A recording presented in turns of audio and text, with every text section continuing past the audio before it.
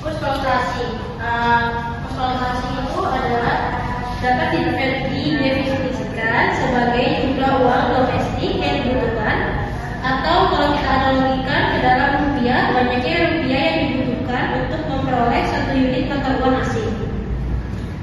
Jika kurs dolar menunjukkan $1 sama dengan 15.000 rupiah, berarti untuk mendapatkan $1 maka harus menyiapkan uang sebesar 15.000 rupiah.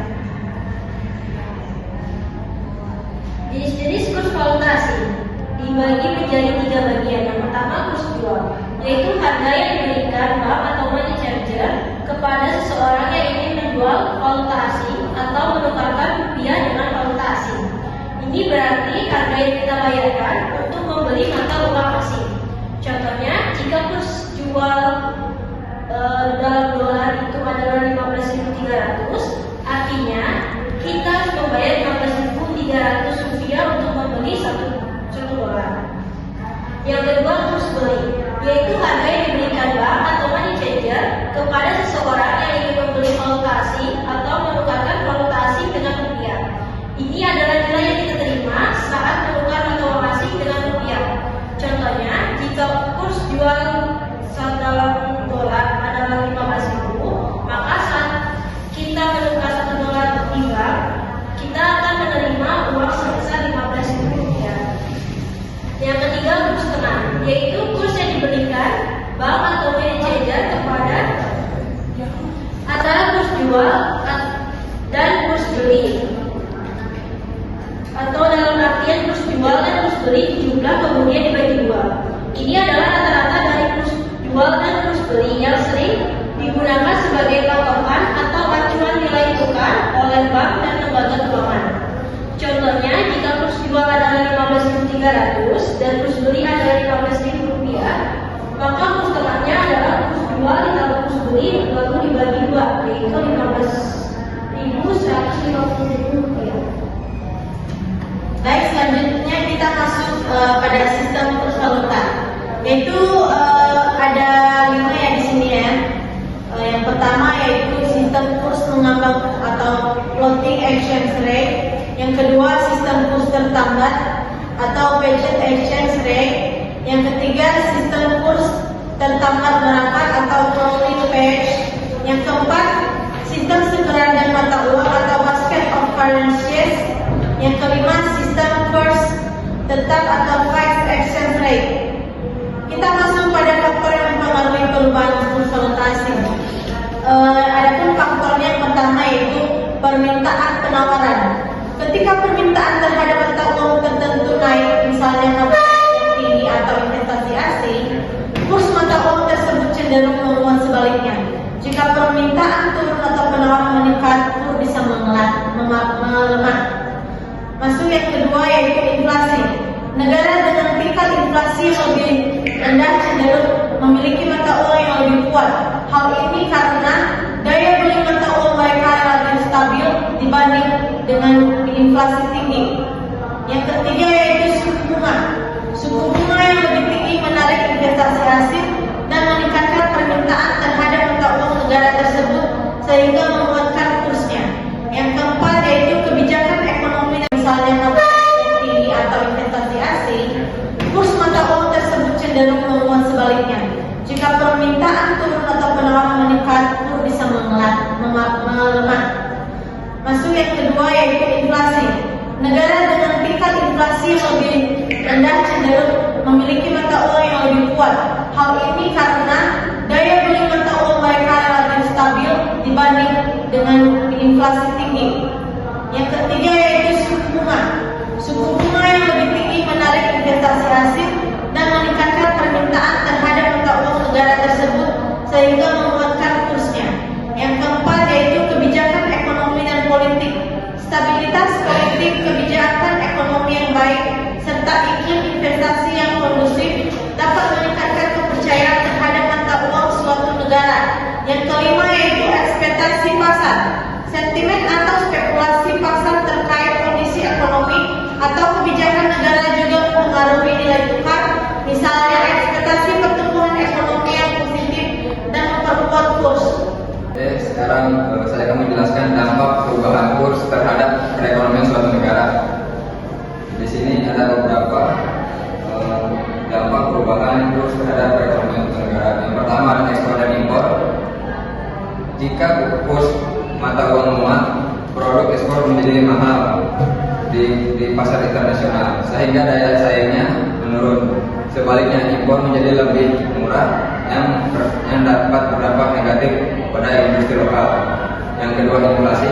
Kurs yang melemah bisa menyebabkan inflasi impor karena barang dan jasa impor menjadi lebih mahal, mempengaruhi harga di dalam negeri. Yang ketiga, investasi. Perubahan kurs mempengaruhi aliran modal internasional. Yang keempat, utang luar negeri. Negara dengan banyak utang dalam mata uang asing akan berdampak jika kurs melemah karena biaya pembayaran utang akan meningkat. Kemudian di sini ada peran pemerintah dan bank sentral dalam menjaga stabilitas kurs.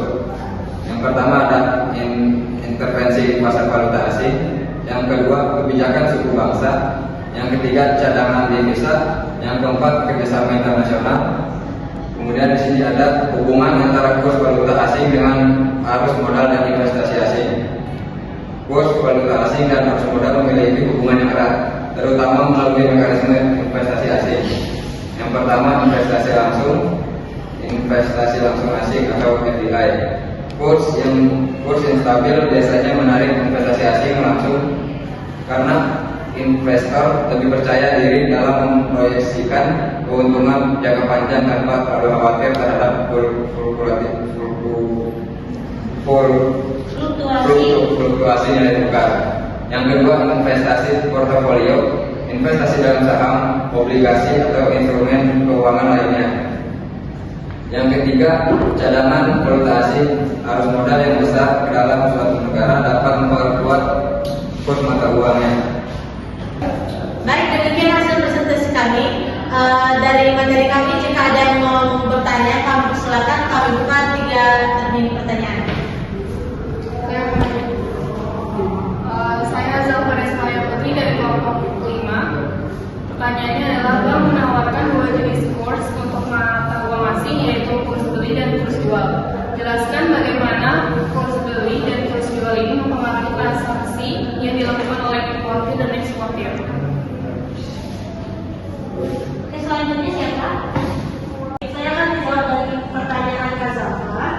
Tadi, jika diketahui kurs mata uang lokal terhadap mata uang asing adalah X rupiah persatuan mata uang asing, berapa mata uang lokal yang harus disediakan importir untuk menyelesaikan pembelian? Jawabannya, importir harus mengalihkan jumlah mata uang asing yang diperlukan dengan kurs yang berlaku atau rupiah persatuan per mata uang asing untuk menentukan jumlah mata uang lokal yang dibutuhkan. Saya mau nanya, saya dari kelompok 7, nama saya Ati, mau bertanya, kalau misalkan ada bank menawarkan 2 jenis kurs, nah dengan kurs beli dan jual, jelaskan bagaimana kurs beli dan jual ini mempengaruhi transaksi yang dilakukan importir dan eksportir. Baik, saya akan mencoba menjawab pertanyaan saudara-saudara kita biasa. Jadi pertanyaannya tadi, seandainya bank menawarkan jenis kurs mata uang asing, yaitu kurs beli dan kurs jual. Jadi jelaskan bagaimana kurs beli dan kurs jual ini mempengaruhi transaksi yang dilakukan oleh importir dan eksportir ya. Baik, saya akan mencoba menjawab, yaitu kurs diberikan digunakan saat bank membeli mata uang asing dari pihak lain seperti eksportir yang menukarkan mata uang asing hasil penjualan. Terus kurs juga dijualkan saat bank menjual mata uang asing kepada pihak lain seperti importir yang memerlukan mata uang asing untuk pembelian internasional. Baik, demikian jawaban saya. Saya kembalikan kepada saudara Diansyah. Terima kasih sudah menjawab. Terima kasih. Saya Ramadhan dari kelompok 2. Saya ingin bertanya nomor 2. Seorang eksportir akan menukarkan mata uang asing hasil jualan barang ke dalam mata uang lokal. Jika kurs beli mata menentukan jumlah mata uang lokal yang akan diterima oleh eksportir. Oke, saya akan menjawab pertanyaan dari Randa. Seorang eksportir akan menukarkan mata uang asing hasil penjualan barang ke dalam mata uang lokal. Jika kurs beli mata uang asing terhadap mata uang lokal lagi, tentukan jumlah mata uang lokal yang akan diterima oleh eksportir. Nah, jawabannya di sini, eksportir akan menerima jumlah mata uang lokal yang dihitung dengan mengalihkan jumlah mata uang asing yang ditukarkan dengan kurs beli. Baik, demikian hasil presentasi kami pada siang hari ini. Jika ada kesalahan baik dari teka-teki jawaban atau menjawab pertanyaannya, kurang lebih mohon maaf. Terima kasih.